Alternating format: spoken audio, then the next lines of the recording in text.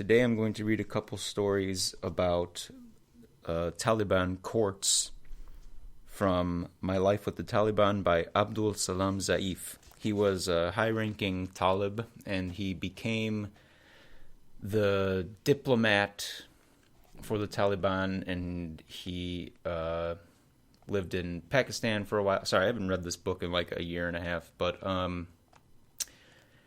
he diplomat, I guess that's what you would call it, right? Ambassador. Sorry, that's the word. He was the ambassador.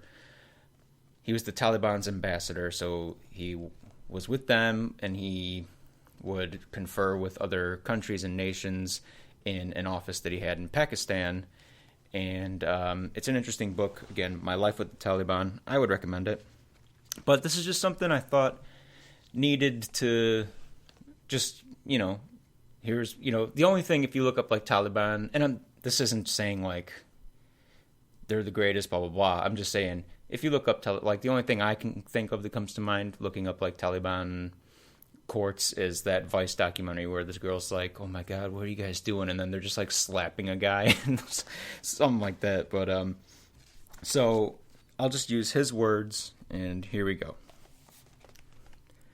With the fall of Kandahar, the Taliban began to re-establish their judicial system throughout the south. Several courts were opened, and the judges started hearing ongoing disputes. I was deputed by Mullah Muhammad Omar to assist Maulawi Pasanai Sahib in his court. He had been appointed High Judge of the Appeals Court and had his offices in the Arg behind the Wilayat. Maulawi Pasanai Sahib was known for his impartial judgments and rulings. Whoever was brought before him, even if they were relatives or friends, would receive the same treatment and the same judgment. He followed God's orders as specified in the Islamic Sharia law. I remember many of the cases we dealt with, but two in particular stick out. There is a place near Pashmol called Shukr Hill, where most sentences against murder cases were carried out. When a convict was led up the mountain to receive his punishment, we would secure the area. Tuan, also known as Qurban, had slaughtered a man with a knife in cold blood in my childhood village of Sharshakha. He was brought to Shukr Hill. Many mujahideen had gathered there, and the father of the victim and his family were waiting for him. When Tuan was brought onto the empty square, the people started to beg the father of the victim for forgiveness, as was the custom in these cases. The ulama explained the virtue of forgiveness. Other people offered money, and some commanders pledged weapons. One of the commanders offered 50 Kalashnikovs and some money on behalf of the condemned man, but the father of the victim could not be convinced to forgive Tuan. The on-duty personnel gave him a knife, and Tuan was brought to him with his hands and legs tied. The father of the victim walked over to him slowly, rolling up his sleeves. He first knelt on the ground and then uttered Allahu Akbar loudly and put the knife on Tuan's neck. Taking back the knife and raising it in the air, he started to speak. Look, God has given me this power. No one can release you from me but God. You are the one who brutally killed my son without any lawful reason. Based on the Sharia, God has given me the right to take revenge for my dear son or to forgive you for the sake of God. Forgiveness pleases God more than revenge. I forgive you, so that God will be pleased with me. Now it is he who shall take revenge when the final day comes. He threw the knife away, and at once people were crying out the takbir. Others were firing guns, and the people were rushing forward to kiss the hands and feet of the father. Someone untied the hands of Tuan, but he could not move or talk for a full 5 minutes. People congratulated him on this unexpected chance for a new life and told him that he should devote himself to Islam and the worship of God. God has shown mercy. Regret your deeds and never even think of actions like these again, he was told. I was convinced that the man would never commit another crime, but he soon killed again. I also heard that he himself was killed in a robbery a short while later. Another case that Maulawi Pasanai ruled on was that of the murder of an entire family and their guest.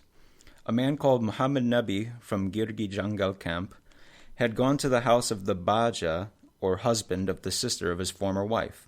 He was warmly welcomed by his wife's sister and her husband. Another guest arrived and dinner was served when night fell and it became dark outside. Muhammad Nabi and the other guest decided to stay overnight and settled into the guest room to sleep, while his Baja and her family retired to their rooms. When everyone was asleep, Muhammad Nabi, a trained butcher by profession, took a cleaver and beheaded the other guest in his room.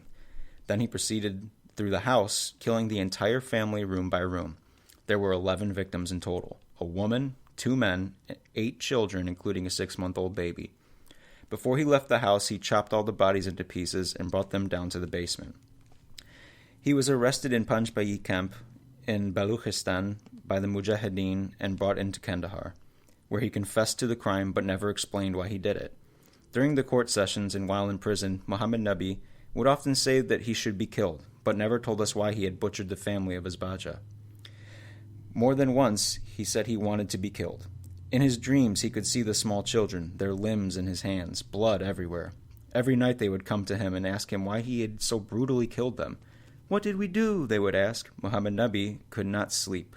"My heart is heavy. Please have mercy and kill me soon," he often told the judge. He was condemned to death, and the sentence was due to be carried out at the riverside between Kushak and Nelram. Relatives and friends of the family had come with their guests. They had selected 2 men, one from each family, to avenge the deaths of their relatives. 2 men were both brothers of a victim. The 2 men were both brothers of a victim. When Muhammad Nabi was brought before them at the riverside, no one asked for forgiveness. Neither the mullahs nor the people said a word, even though Maulawi Pasanai Sahib had instructed the ulama to ask for mercy and to pray for him.